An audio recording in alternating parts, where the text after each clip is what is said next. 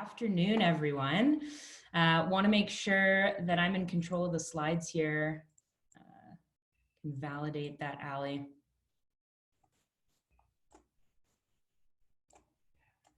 Yes, you are. So just wiggle your mouse. Sorry about this, guys. There you go. Awesome. All right, so we're going to jump in. Thank you so much, guys. Really excited to be here. Thank you to Jake and team, obviously, for having me participate. Such a cool event to be part of. I think most of us are home, working from home.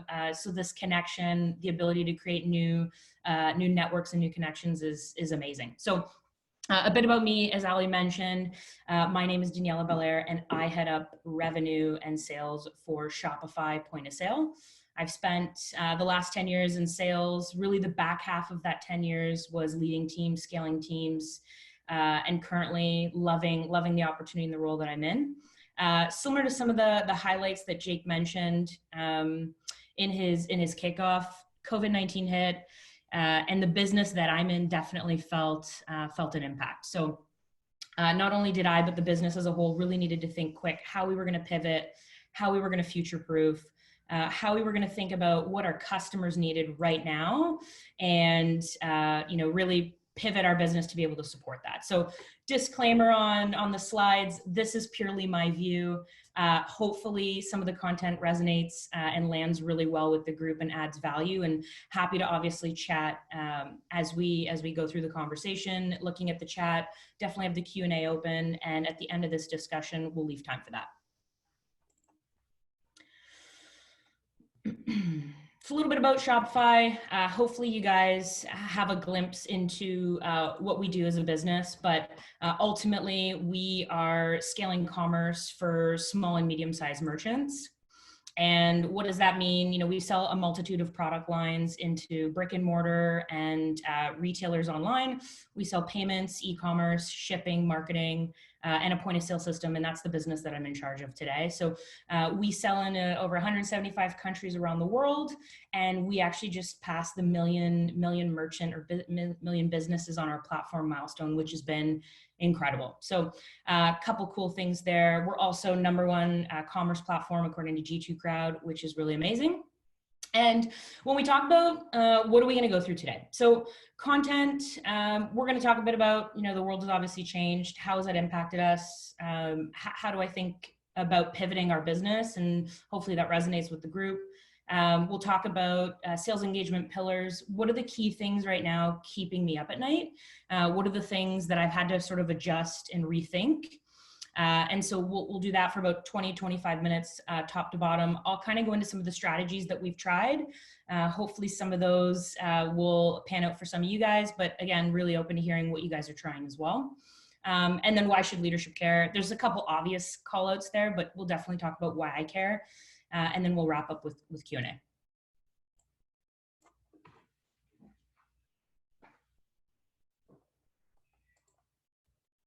Awesome. So we know, the world has obviously fundamentally changed. I think a lot of the topics that Jake talked about early on when we kicked this off, I feel like it's resonating with a lot of folks, definitely resonating with me.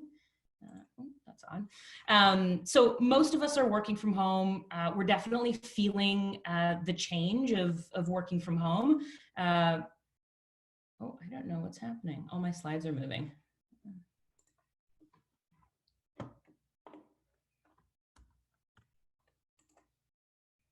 Very weird. The weight of what's happening in the world is definitely having an impact on our business, and it's apparent, and it's definitely apparent for me. So for our business, we sell into brick and mortar merchants. If you guys are in an area where they've had to close their doors like I am, that's really impacted our ability to have meaningful conversations with prospects right now, because it's just not something that they're thinking about. So we were and are selling a product into this specific persona, which was retailers, merchants who've now closed their doors.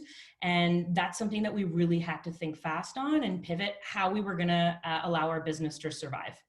And so what we did was, we really thought about what do they need to survive and how can we help them? So as we started to break down the problems and surface the feedback from our customers, and I think that's the first thing to think about, and I think Jake called that out earlier on, what is it that our customers are struggling with? What is it that's happening to their verticals or their business? And how can we think of solving those problems? And so I would say, for us, it was thinking about really how to future-proof our business and be able to be there for them through the long haul. So before I dive in, I want to jump to a quick poll, which I think now I've gotten a handle on my deck, which is amazing. But I really want to understand from the group, what really resonates with you guys? Is it, are you challenging with thinking about scaling long-term in the back half of the year? Are you challenged with coaching folks on your teams right now through blocker conversations? Is there difficulty with how to engage with prospects? What's one of those 3 topics that really lands with you that you're struggling with? And that'll help give me guidance for the rest of the conversation. So the poll is up. If you want to just click on one of the 3 options, that would be amazing.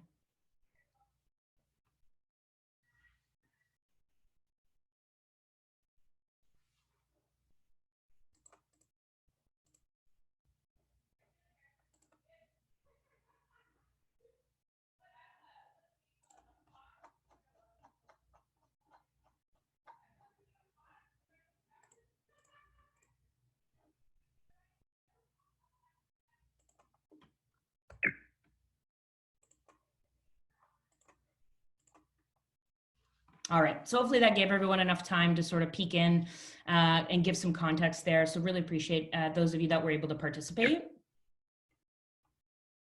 Looks like which of these resonated most with the group? So we'll kind of go back here. So it sounds like difficulty getting prospects to engage. Interesting. So 73% of the group called out that is the biggest point of contention, and they're having difficulty coaching your teams. Really, that's about 5% of the time. And then the remaining group, it looks like 21% of you are having difficulty assessing growth projections for the back half of the year. So good context for me. Appreciate you guys taking the time to fill that out. So I'm not sure why my deck is going wild, but we'll plow through. So as a leader of a sales org, I would say there's a couple big key things that are keeping me up at night. And so these are the things that are really top of mind for me right now. And so I'm going to try to click back to them without allowing my deck to take over. There we go. So sales and marketing alignment is something that I think tale as old as time, so to speak, but more critical now as we're trying to make quick pivots in our business. The other big pillar here, something that I really care about, thinking about vertical strategy, and Jake kind of touched on that. Who are the verticals that are doing really well? Should we evaluate that and double down on that? Has our target persona changed? So for me, in a way, it kind of did. It evolved, and I'll share context there. Investing in tech stack, we talk about this a lot, knowing we're work from home, knowing it's more difficult than ever to connect with consumers and buyers. Want to share a little bit about what we've done on the tech stack side, how we've pivoted. And then sales engagement and positioning, really critical. How are we being more sensitive with our outreach? It's no longer a mass blast game. And so folks really need to be aware and be empathetic in how they do outreach. So these are the 4 topics around marketing and sales enablement that are keeping me up at night, and really excited to share my thoughts on these. So in regards to sales and marketing alignment, really there's 4 things. I'm not going to go really deep on this topic, but 4 things that are different that we're trying and we're testing. And I think that's the big thing is efficiency doesn't need to be there right now in a time where we're trying to pivot and move so quickly. We want to try a lot of things. We want to A/B test a lot of things, and hopefully we can double down on the things that really work. So aligning on metrics, really, really important. And so for us, it was aligning on metrics from a marketing and a sales standpoint, assigning ownership to those metrics from both tribes, which I'll get into what tribes are in a minute. And just having a single pane of glass on how we report these metrics. So sounds really simple, but there's a lot more complexity to that, especially if your metrics are evolving or changing. And then coming up with some assumptions. I think we as sales leaders, our VP sales or sales managers, I think often we are scared of the unknown, and we're scared to say, here are my assumptions, or here's where I think we could land. And so having the confidence, leveraging data if you can, or leveraging industry data and what's happening in the world to make some key assumptions on what metrics you want to drive or what the benchmark should be. That is really important in a time like this to measure results and measure success. The second piece around sales and alignment that we're thinking about, some of you, this is not a new thing. Tribes are definitely not a new thing, but something we've adopted in this new reality. So we knew we wanted to move faster. When you want to move quick, sometimes it's hard in larger organizations and even small, because I've been in startups, to try to align resources between cross-functional teams, whether it be sales, marketing, or other orgs. And so what we've done is we've actually rolled out a 6-week sprint cycle. So internally, we've aligned tribes around sales and marketing. We have folks that are able to mobilize very quickly within these tribes. We've got cadences around when we meet, and that's weekly. And each person in the tribe has a task, an objective, or an OKR, if you will, on what they're going to own. And so that's been really interesting. We've been able to pivot really quickly, move really fast, and the tribe feel is working. And so an example of a tribe would be a content person for marketing, a demand person for marketing, maybe an SDR manager or an SDR lead. Those folks would focus on demand in the funnel and more top of funnel and conversion at top of funnel.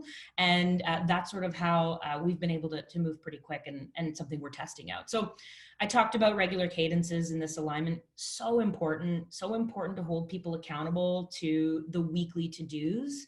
And so coming from a company that's very project-based and very engineer-focused, and not everyone might have that, but we really do lean into some tools to help us stay focused. And I'll touch on that later in the slide. And then again, like delegating ownership of metrics and surfacing that weekly. And the last piece is really critical. You're making all these changes, you're trying to align teams. The alignment really needs to come at every level, and it's really important that there's leadership alignment, exec alignment, and they know that, you know, what's happening. They know the level of investment that's being made, and there's buy-in. And so we call this socializing this. So we have our executives socialize what's happening within each of the tribes or each of the teams to keep everyone aware of sort of what's happening as we move really quickly and pivot our business. And so the next big pillar around assessing vertical performance and target persona, this is really interesting. There's a ton of really cool stuff happening in the market right now, because we're seeing this big shift. Some of you are feeling it, probably most of you are feeling it. There may be verticals that historically you've sold into that are struggling to find their footing, and now's not the time for them to evaluate your technology or evaluate what you have to sell. So this is a New York Times article. I found it really interesting. I was actually sharing it with some of my peers and my team. So this is outlining the change in American spending from 2019 to the first week of April. And it really is outlining the shift that we've seen. So the left-hand side of the page is really talking about the areas and verticals that are actually seeing less spend. So not surprising, fast food, apparel, lodging, theater, airlines. People aren't traveling as much, they're staying home. And then to the right, we've seen this boom in who's spending money in these verticals more. And so supermarkets, food, electronics, meal kits, alcohol. That was surprising to me, but not very surprising when I really thought about it. And gaming and online and warehouse sales. So thinking about your business, think about, what vertical am I selling into? Am I able to pivot? And an interesting example of this is sort of what we've done. So my audience has always been, we're selling into brick and mortar physical retail stores, and we're selling them this product that is basically to help transact business at, face to face. Well, we're not doing that anymore. The merchant isn't doing that anymore. So in our view, we had to think quick. It wasn't about how do we sell this person something. It really was about the lens of the customer. How do we help this customer survive? How do we help this customer weather the storm? And so when I thought about it from that lens, I sort of had an aha moment, and it became really clear that the way I can help them is migrate their business online. And so I think I'm fortunate enough, I'm in a very unique scenario with the company that we have a product line we can tap into. We'd never sold it before. This was never a product we were knowledgeable on. There was no product training provided. We didn't have any positioning, pitches, talk tracks. Nothing was prepared, completely started from scratch.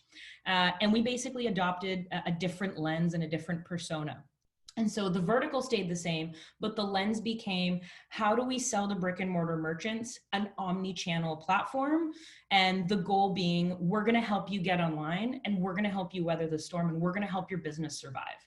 that became really interesting and sort of what sprungboard all the other work that we did, and really interesting. So one other example I'll share, somebody, I'm sure like many of you on the call, you get prospected into. I love getting prospected into. I hope you guys do. It's a great opportunity to see what other people are doing well, and great example to share with your team on what people aren't doing well. And so I got a cold outreach, and I hope I can say who the company was. Hopefully this is okay, but got an outreach from a gentleman over at Uber Eats. So hopefully you guys are familiar with Uber Eats, but essentially this was a different business line in Uber Eats. It's called Uber Business. And this gentleman had historically been selling into businesses that, is probably the exec team or folks in HR, and it was about providing credits to the company to feed their staff and have like fun Fridays or fun lunch days. And so nobody's in the office. Nobody's having those lunches in the office anymore. And so this person in this business had to pivot. And so it was really interesting. They reached out to me. Thought it was really weird. I got an email and it was like really empathetic. Hey, I know this is a really difficult time. There's a lot of changes happening in the business. Same with us. So loved that because it felt very human.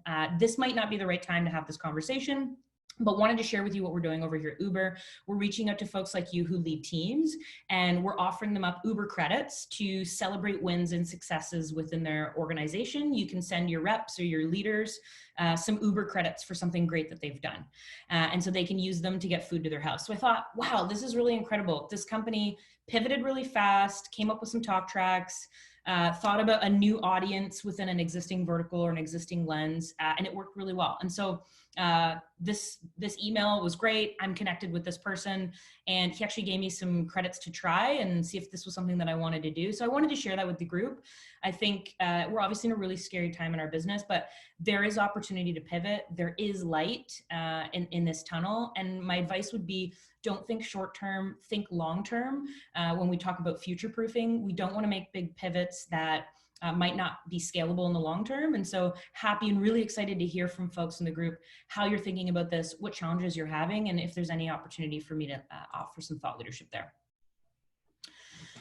And so another call out to something that, really when we think about future proofing, we think about sales and marketing engagement, how we reach out to customers and prospects is so important right now. And so I can't emphasize that enough, especially when we know that these customers and these merchants are hurting and struggling to pivot themselves. And so we want to be really sensitive and really empathetic in our outreach. And so a couple things that really are top of mind for me, but number one, rethinking our approach to our new audience. So for me, as I mentioned, going back from scratch. And I'll tell you guys, it's not easy. And so I'm very empathetic to the group out there. We've had to do this pivot over 3 weeks. It feels like a wild roller coaster ride, but do it. Delegate out some of the tasks. You will need to rewrite new content, whether it's your SDRs, your leaders, or yourself. Rethink how you're approaching that audience and make sure it's hypersensitive. Align on a position that is empathetic and ultimately shows value. And so my call out to that Uber outreach was, there was value in it. It was, let me help you celebrate some of the wins in your team, especially during a time where we know everyone's working from home and it can be tough. So that really resonated with me. And so think about your position there. How are you going to really resonate with the prospect, and call out what's happening in the world and use it to your advantage. And so the third thing, build enablement, content, and strategy. This was a huge overhaul. And I have to say, when you're thinking about changing engagement or positioning, not everyone has all of the resources, so I won't assume that you do. If you have an enablement team, amazing. Enablement folks out there, you guys are the best. We couldn't do it without you. And so I have an amazing enablement team that I'm able to rely on and lean on, but ultimately it was, I built out a very quick and dirty strategy that I knew I was going to iterate on. And I thought to myself, what is the V1 light version of what we need to get out the door to arm the sellers to be able to have these conversations and really arm all of our merchant facing teams. So to recap, we're selling to the existing audience, but we're selling a brand new product. We have to change our talk tracks. We have to change our strategy on how we do outbounding. We have to change our strategy on how we talk to existing MQLs. And so huge shift in the business. Top up, we're looking at how many of these MQLs do we actually think we're going to get? can outbound actually land conversations with these people? How do we pivot fast to get more bites on the conversations we're having? And so there was a lot that sort of went into this mix. So it looks light, it's definitely really heavy. And then the last piece is rollout training to all your customer facing teams. So this is great. I would say I called out technology as being something really important. It's now more important than ever. And if you have the opportunity to invest in technology, all the folks on the call that are in a sales SaaS business are going to love what I'm about to say, but invest in technology now if you can. This is the time to do it to future-proof your business. And so that's exactly what we did. I think we're lucky enough, we built for scale early on, and technology was a big part of that. And so for me, in order to launch mass training at scale, being in a remote environment, we really needed to do it with a great technology platform. So I'll share a bit about how we kind of put that puzzle together, but these are the things that I'm thinking about. These are the things that I'm working through. This is how we've thought to future-proof our business. And I hope that some of what I mentioned on this slide is of value. So we talked in a couple slides about the technology that's sort of gotten us through. Lots of brands up here. I'm sure all brands everyone here is really familiar with, but wanted to call out how we're using some of these brands in this new reality and managing remote teams, and how we're able to use this technology to measure a lot of the things we've changed and pivoted on. So we've changed our talk tracks. So interestingly enough, I don't know if anyone on the call is familiar or uses Gong. Big shout out to the Gong team, a really big fan of this technology and platform. So Gong allows you to be able to record all your calls that are rep and customer facing. It allows you to track a lot of data and analytics on good conversations that are being had. So I'm able to actually set the disposition and say, here's what I want them to hit on in a discovery. Here's what I want the reps to hit on in an opportunity or demo. And here's how I want them to lead with empathy. And so we're able to actually see those things. Are they doing those things within Gong, and what type of conversations are they having? And then there's an amazing call recording tool where I can go in as a leader, or any of my managers can go in and really give real-time feedback in some of the demos and the talk tracks. And so a major shift and a major pivot in our business means lots of coaching, and that's the tool that's allowing us to get the job done. When we think about, I called out some of the project stuff. So aligning sales and marketing, we've aligned them to tribes. That's been really important. And Asana has been a great tool to help us do that. There's a ton of really cool technology that'll help you do it. We chose Asana. We've opened it up as a company or as an org. And so lots of cross-functional work happening there amongst the broader go-to-market team. Amazing tool to be able to track, pivot, and move fast and celebrate wins.